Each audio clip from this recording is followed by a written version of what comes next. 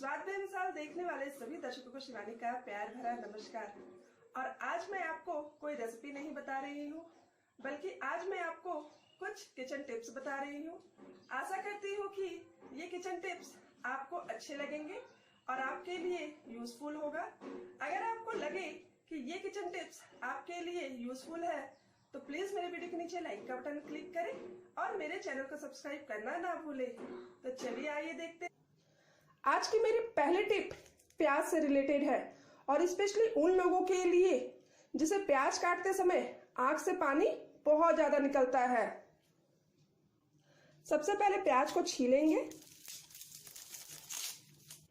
उसके बाद एक बाउल में पानी लेंगे और प्याज को काटकर डायरेक्ट इसी में डालेंगे।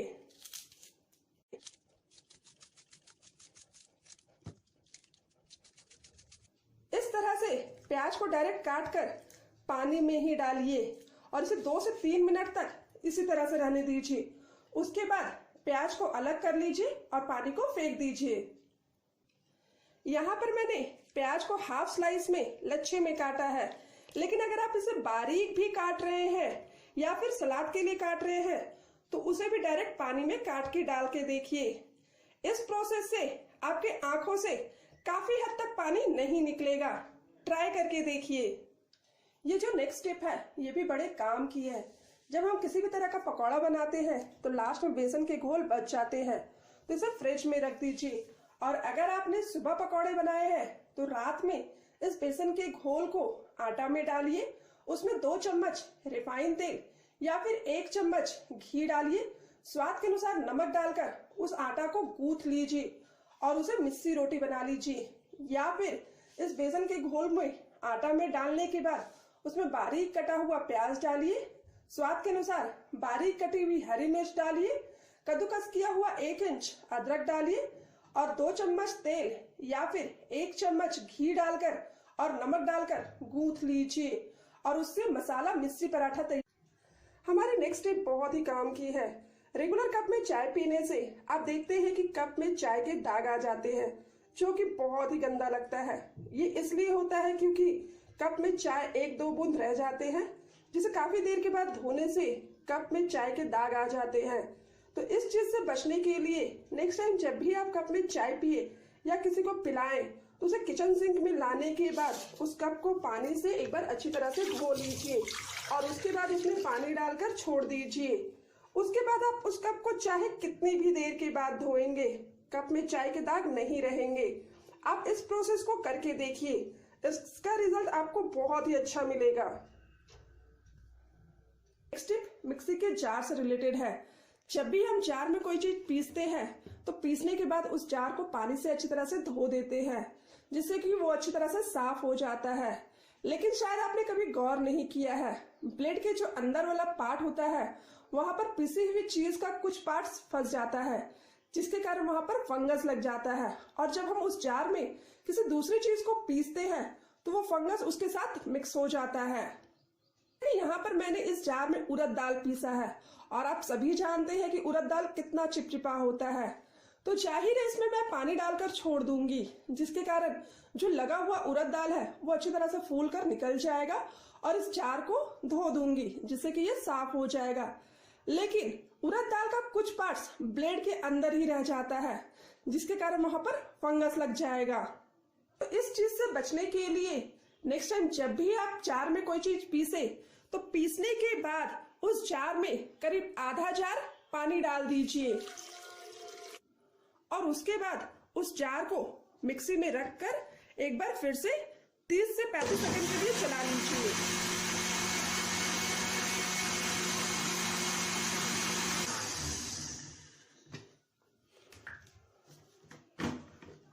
और इस पानी को फेंक दीजिए।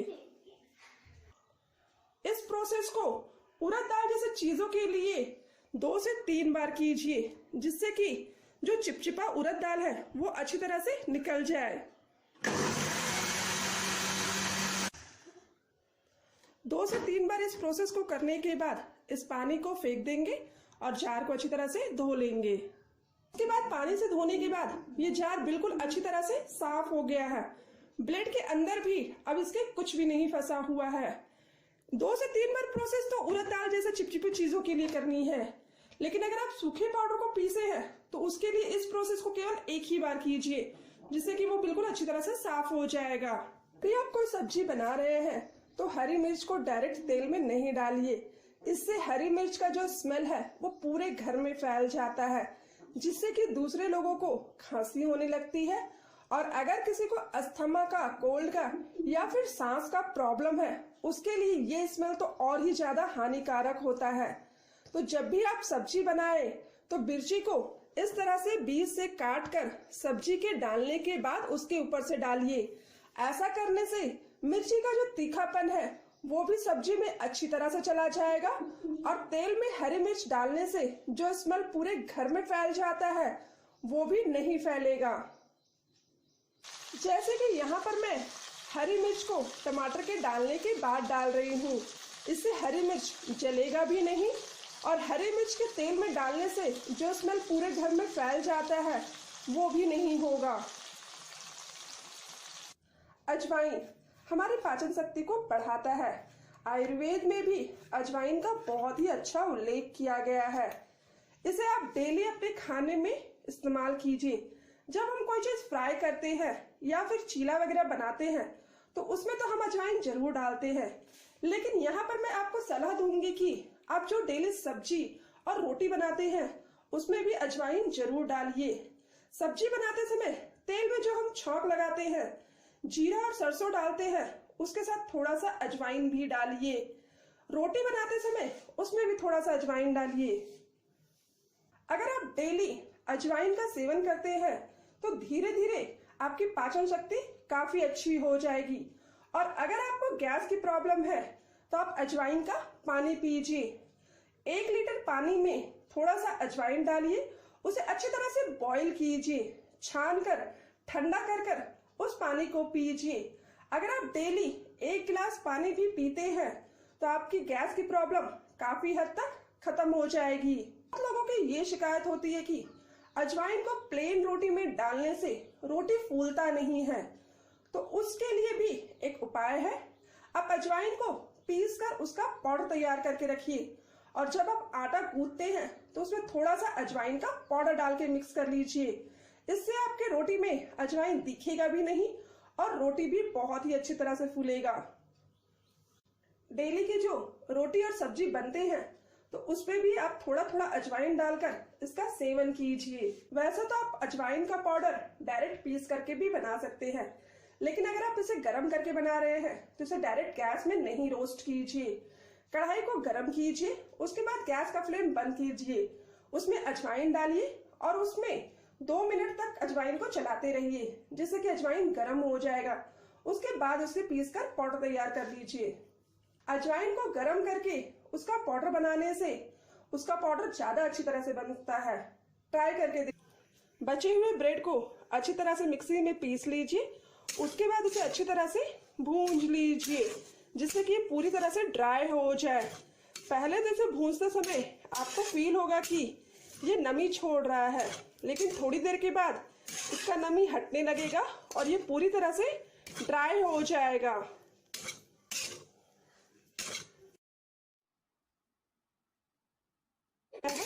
इसे भूनते समय इस बात का ध्यान रखेंगे कि इसे कंटिन्यू चलाते रहेंगे, क्योंकि ब्रेड का चूरा बहुत जल्दी जलने लगता है। और गैस बंद करने के बाद इसे थोड़ी देर तक चलाते रहेंगे, क्योंकि कढ़ाई बहुत गर्म है तो ये ब्रेड का चूरा जल सकता है। या फिर इस ब्रेड के चूरे को किसी दूसरे थाली में निकाल लीजिए, जिससे ये जले नहीं, और इसे अच्छी तरह से ठंडा होने दीजिए। ब्रेड क्रम्ब अच्छी तरह से ठंडा हो गया है और अब इसे पीस लेंगे। मैंने रोस्ट किए हुए ब्रेड क्रम्ब को एक बार फिर से पीस लिया है, और आप देख सकते हैं कि ये बिल्कुल मार्केट की तरह ब्रेड क्रम्ब अच्छी तरह से तैयार हो गया है। अब इस ब्रेड क्रम्ब को आप एक एयर टाइट कंटेनर में डालकर 4 से 5 महीने तक स्टोर करके रख सकते हैं। इसे फ्रिज में भी रखने की आवश्यकता नहीं है। बस इस बात का ध्यान रखेंगे कि इस ब्रेड क्रम्ब में किसी तरह का पानी या नमी ना जाए। अदरवाइज उसके कारण ये ब्रेड क्रम्ब जल्दी खराब हो जाएंगे। ताकि नगेट्स के लिए इसी तरह का ब्रेड क्रम्ब यूज किया जाता है। इस तरह के ब्रेड क्रम्ब से नगेट्स बहुत ही अच्छी तरह से बनते हैं। या फिर कभी आपके थोड़े से सब्जी बच जाते हैं तो उसे अच्छी तरह से मैश कर लीजिए।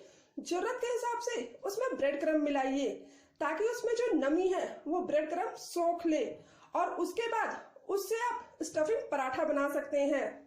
किसी भी तरह का स्टफिंग पराठा या फिर कचौड़ी बना रहे हैं, वो स्टफिंग थोड़ा चिपचिपा है जिसके कारण पराठे बेलते समय वो फट जा रहे हैं, या फिर कचौड़ी में स्टफिंग अच्छी तरह से नहीं स्टफ्ड हो रहा है, तो उसमें थोड़ा सा ब्रेड क्रम्ब मिलाइए जिससे कि उसमें जो नमी है वो ब्रेड क्रम्ब सोख लेगा और वो जो स्टफिंग है वो बहुत ही अच्छी तरह से तैयार हो जाएगा।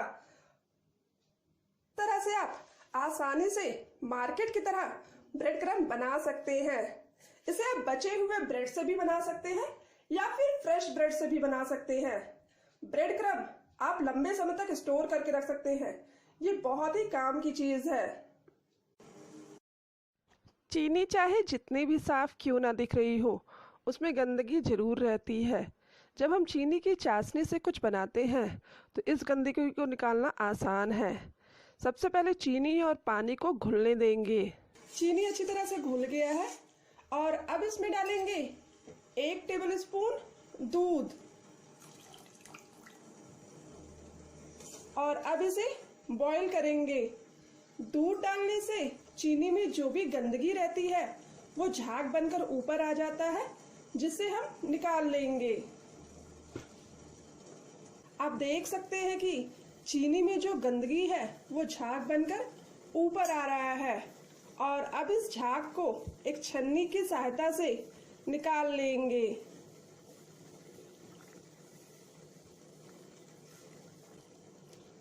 आप देख सकते हैं कि दूध डालने से चीनी में जो गंदगी थी वो झाग बनकर ऊपर आ गया, जिसे मैंने निकाल लिया है। और अब ये चाशनी बिल्कुल साफ हो गई है।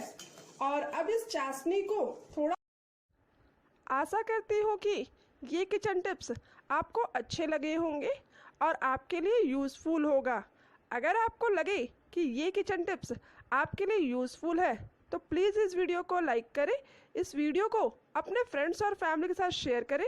और अगर आप मेरे चैनल में नए हैं, मेरे चैनल को सब्सक्राइब नहीं किए हैं, तो प्लीज़ मेरे चैनल को सब्सक्राइब करें। तो चलिए एक बार फिर से मिलते हैं कुछ नए टिप्स के साथ। तब तक good bye and take care.